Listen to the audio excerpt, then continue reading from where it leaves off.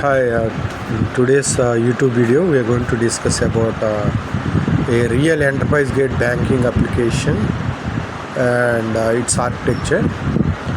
We are going to discuss about the technology stack that we are going to use for this building for this project.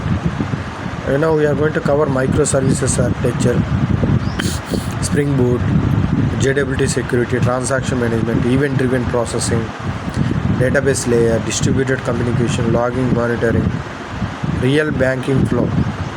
So you can see here the simple architecture here.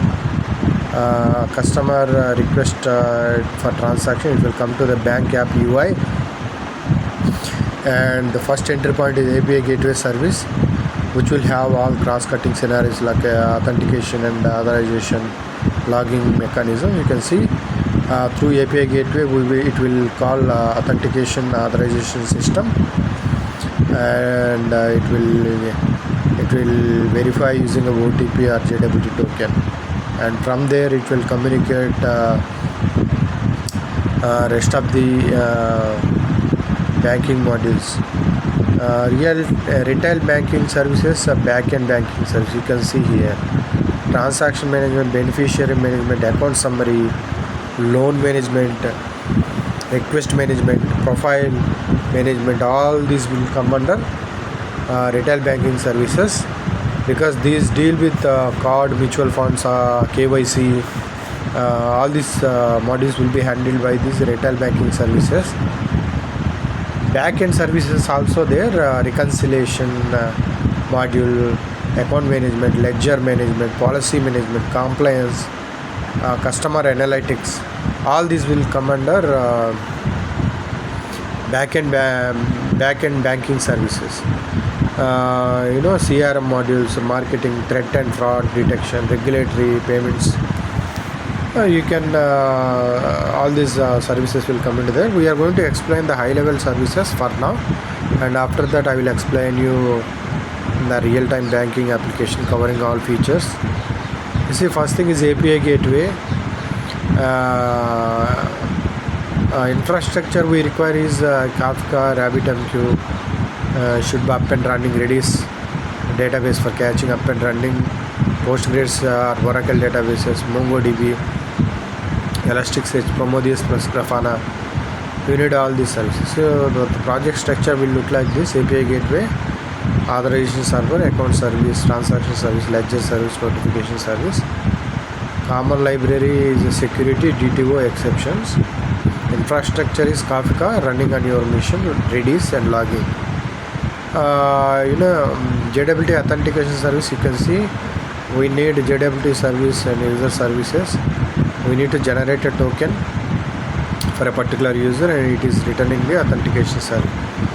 A JWT service, first thing is JWT auth controller, next thing is JWT service. See, we are actually auto-wired that service there, which is why we need it, because we are generating a token. You can see here JWT token, and after that account microservice. First we need account entity, and its ID is account number, and we need a account repository, which will extend as JPA repository of type account, and the parameters are account and string type, and account service.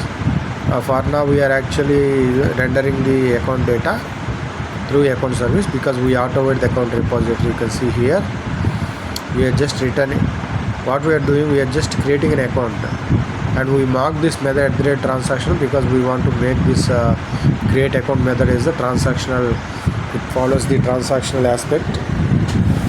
Either all data will be inserted or nothing will be inserted.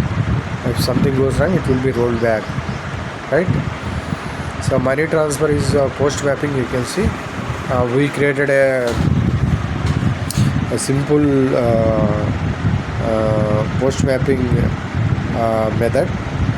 Transfer response, these are the methods inside the controller. This method is inside controller. For every method we are going to create a particular service. You can see here for transfer method we are going to create a transfer service.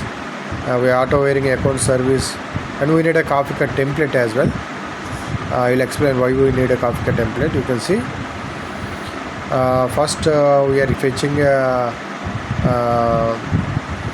particular account. We are fetching the account details from account details. You can see we need to get the from account details, we need to get the to account details, and we are checking a from balance with the required expected amount. In case if the from balance is less than the expected amount, then we say insufficient funds. Okay, otherwise we will subtract the amount that we are transferring from the actual balance. Okay, and we are crediting that balance to the to balance, and we are saving the data. You can see, and we also marked it as a transaction. This method, if something goes wrong, it will be rolled back, right? And we need a ledger microservice. See, we created a account create account method and account what is this transfer service and a ledger. Bank must record immutable ledger entries, right? Should update its ledger. So here we have used Kafka. You see, transaction events, we are sending the request here, whatever the request is coming here, and this consumer, Kafka listen consumer, what it will do, it will listen to that particular transfer request. Whenever some transaction occurred with respect to the amount transfer, that information will be pulled using consumer, and we are going to save this information into see ledger. You can see here. Okay, ledger entry, and then we are going to save the repository. Okay, we need to save this information into database ledger DB. At the same time, we also need to, after the transfer happened, we need to notify the user, customer. How do we notify it? We will notify it using again we will have another consumer which will be marked using a direct Kafka listener. You can see topics equal to transaction events, public void notify transfer request and request. You see, string message equal to amount, required amount, and transfer successfully. SMS service dot send, and we are sending the customer ID and required information. Okay, so we are just notifying it, we are trying to notify it. And this is a security layer again. We already discussed about it. You can check this in my yesterday video. I have clearly explained what is JWT, how we can configure the security and all. Okay, and distributed transaction strategy. See, banks will use generally Saga pattern to achieve distributed transaction, because microservices architecture is not they are distributed, right? It's not possible to achieve the asset properties transaction. If we want a transaction management very clear, and we need to follow Saga pattern. Saga pattern is simply, if whenever account debit happen, ledger entry will be performed, and after that fraud check will happen, and after the notification will be triggered. So if any of this entry the failed, immediately the compensation will happen. Compensation means there will be compensating services which will roll back this data, whatever the data that is going to be persisted in the DB, they will roll back the data. Okay, production infrastructure. See, when you are building a real-time enterprise grade application, banking application, it is very important. See, you need to make it a production grade application, because it should support API gateway, service discovery, because service discovery is required whenever the demand is increasing, right? You need to spin up multiple microservices instances to balance the load. So how do we do that? We need a service discovery, because We want to dynamically identify the host address details of each and every service, because every service will run on different port as a different instance. So as soon as the load is increasing, or sometimes it may decrease it, so then using a service discovery, you will identify the respective services instances running on a particular port, so the communication would be easy. You can also spin up the load balancer would spin up the required microservices to adjust the load. And security, we can use OAuth 2 and JWT. Okay, OAuth 2 generally it allows us to fetch the authorization details. It allows us to use some third-party softwares, authentication authorization softwares. They'll generate a token for us, and we can use the token to propagate that to further APIs. Okay, and messaging for notifying the alerts, we need a messaging software like Kafka. For catching a database, for catching data, we need a Redis database. We can use that, and the database is the PostgreSQL. You can also use Oracle DB or DB2 or any other SQL database. Monitoring, we have a Prometheus software, so you can actually monitor the performance. You can monitor the you can see the logs, and you can see all the tracing details using a Prometheus. Logs, you can see ELK stack as there. So ELK stack is a very good stack. You can actually store all these logs there, and Elastic search engine will be available. You can actually search the logs. You can actually debug the root cause. You can actually find out the request flows. And the Kibana, Kibana is there. There will be a UI. You can actually see all the details. So all these Elastic engine and Kibana, the UI,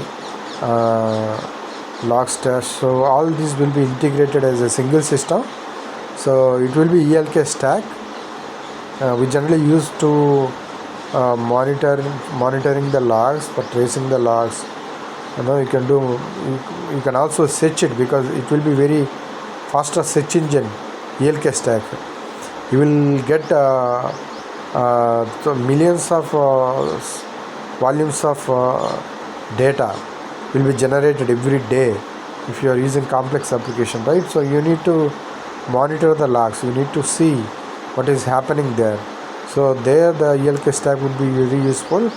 You can actually configure the production grade, enterprise grade ELK stacks.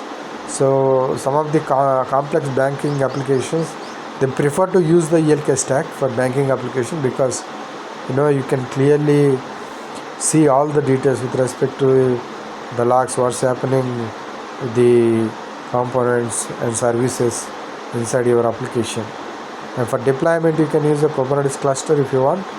Nowadays Kubernetes is very good. You can also choose your own on-premises cluster.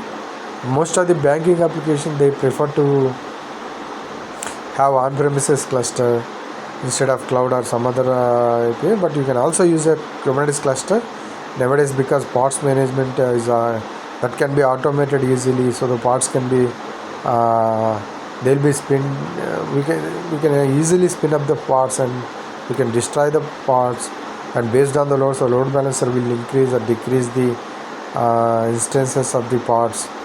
This can be handled using a Kubernetes cluster. You can do the CI/CD pipeline. You can actually build using a Jenkins, or you can also write a shell script batch jobs. You can also use GitHub Actions, right? All these are there. So apart from that, real bank include fraud detection, anti-money laundering compliance. Generally, banks will set the anti-money laundering details, anti-money laundering policies. See, money laundering is a bigger issue, right? So For every account configuring anti-money laundering, KYC checking, audit trail, rate limiting. Rate limiting is one of the concept. Hacker generally they will overflow the server. Okay, that leads to a problem. So to avoid that, we need to set the rate limiting as well. Encryption is also required. If you want to encrypt your data in transit, data at rest, or you want to encrypt data, you can actually use encrypt. You want to encrypt some passwords. So encryption mechanisms you can actually use. Multi-factor authentication would be useful. You see, for banking, multi-factor authentication is compulsory, mandatory. You need to enable a OTP. You need to enable authentication, right? So you can do that. Item ported API, circuit breaker, resilient 4G is one of the concepts. You need to build resilience API, resilient services, right? Using a circuit breaker mechanism. So we have fallback methods concepts. We can actually create a fallback methods to achieve the resilience 4G concepts here. Okay, and you can see client tab, API gateway. Client tab will send the request to API gateway. API gateway will request for authentication JWT token from JWT auth server, and from there it will invoke the transaction service, and from there it will go to the account service, and it will update the database accordingly. And for notification purpose, we will trigger. We have to publish the Kafka event, and after that we will update the ledger service, ledger details of the banking application, and again after that we need to notify the details. We have to provide the notification details. I hope you understand, right? Now you see, I'll try to explain the code here. We need API gateway, service discovery, config server. Config server, why do we need a config server? Because we want to place all these properties in some third-party servers, so from a GitHub repository somewhere, not in the local. And security, we are using walkthrough, JWT. Messaging, for messaging we need a Kafka, as I told you. We need to publish the messages. Sometimes we will use the Kafka for event-driven architecture also. Cache, we will need a Redis actually. So the Kafka and Redis should be up and running in your local if you want to use it in your server. Database is a Postgres SQL. Observability, we will use Prometheus and Grafana. Both are UIs. For logging, ELK stack is must and should. As I told you, you need a ELK stack, right, for storing the logs, for analyze. It's kind of analytical purpose. We can actually search the logs in a faster way. We can visualize in Kibana. Okay, we can actually change the format of logging, display, Logstash. So there are options you can actually see. You can use the ELK stacks. There will be separate admin teams for ELK stacks. Frankly speaking, there should be. Containerization, we can achieve the containerization using a Docker. Deployment is a Kubernetes cluster, you see, and CI/CD Jenkins. I will show you the reader. Okay, now you see, I'll explain one by one code. First, you need a starter, gateway, dependency, and you are going to create a main application. See, gateway routing. This is the application properties file or YAML file for a gateway service. So what we are doing here, we are actually configuring load balancer, and we are specifying the predicate. What do you mean by the predicate? Whenever your URL, your URI is coming like /accounts, then account service will get executed. What do you mean by LB colon here? It is a load balancer. It will use round robin inbuilt algorithm, and then if there are multiple instances of account service, what it will do, it will immediately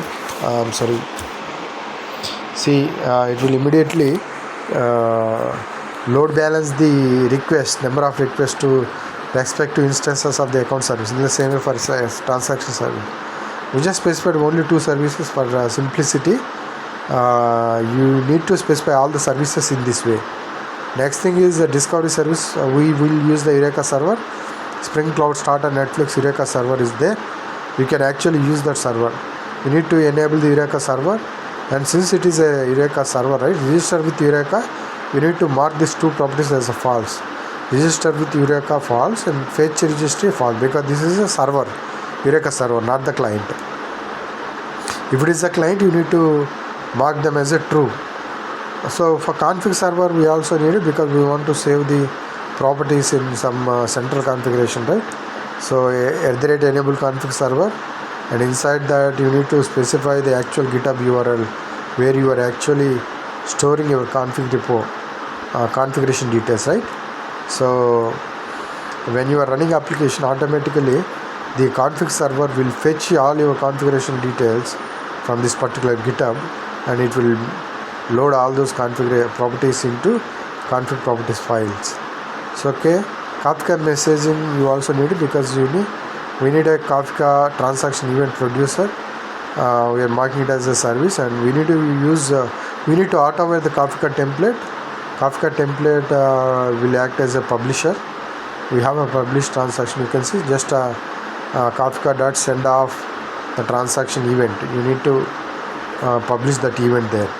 So automatically that will be published to the Kafka topic, and whatever the consumer that is listening on that particular topic, the topic name you need to specify here. You see the transaction event consumer, and Kafka listener equal topics equal to bank transactions. It will always listen to the event that is published to the Kafka topic, and as soon as it reads that event, it's going to print that. We're just printing it using a system.out.println, but actually you can actually implement a business logic here. If you want to notify that info, you can notify. If you want to store that info, you can store it. If you want to update some other database, you can update it. Redis cache, you can see sometimes we want to store some details into the cache. So you need to enable the caching using @enable caching in this class, and you need to create a bean factory, let use connection factory. And in account service we want to mark the get account method as a cacheable method. So whatever the data coming from the get account method, all that data will be cached and stored in the Redis DB. You can see we need to mark it as using @cacheable annotation. It is very compulsory, and value is accounts, key is an ID. So that way we will store the data. PostgreSQL, the main application properties, we need to specify the data source details, URL JDBC :PostgreSQL / localhost, port number is 5432/bank, username and password you need to specify that, and JPA having a DDL auto update. DDL will get updated every time you run the application. You see there, because we specified the details using auto update. And circuit breaker mechanism, resilience 4G, as I told you, we are going to use the fallback methods. For example, you take account service and you are going to call account service, and there is a method get account method, and you are trying to invoke the account service URL using a REST template, right? You are calling that data. In case the account service is not active, what will happen? It will go into the hung mode. It will hang there. So to avoid that issue, immediately there will be a fallback method there. The fallback method will get executed, specifying there is some fallback issue, there is some exception, or you can specify some user defined customized messages, right? That would be useful for you. And logging, as I told you, ELK stack. So you need to configure you need to create the logback XML. This is the XML where you specify the logging format and what is the host that that your logs needs to be redirected. You can see here, and root level info, right? ELK. So net.logstash logback appender, this logstash, there is a class. You can see we need to configure the logging details. This is the XML, logback XML. There you actually specify the ELK stack properties and configuration details. Okay, there are so many properties and configurations are there. I'm not going to explain all the details, but you can see this is the main XML class, XML configure logback class, where you specify the logging format, your host details, where you want to redirect all the logs, where you want to store. All these details will be configured in this XML. Monitoring Prometheus, you can see dependency is a Spring Boot starter actuator, And in YAML file you need to enable the management endpoints. You see management endpoints web expose include star. That way using actuator you can see the Prometheus, and Docker file you can actually create along with the application what you are doing. So from OpenJDK we need a Java runtime 17, and you are going to copy that account service jar file. What is the jar that is generated when you run the Spring Boot application, and copying it to app.jar, and then you are actually entry point you need to run the jar like this. So this way the Docker will take care of deploying this running this jar. So Kubernetes deployment XML, Kubernetes XML, you can see generally this is Kubernetes cluster details, how we are going to do it. See the main account service app is there. How many replicas we need? We need 3 replicas. Okay, and you can see selector template, and container name is account service, image is bank/account service, and the port is container port 8080. So number of replicas are 3. So this way we will deploy our account service into Kubernetes cluster.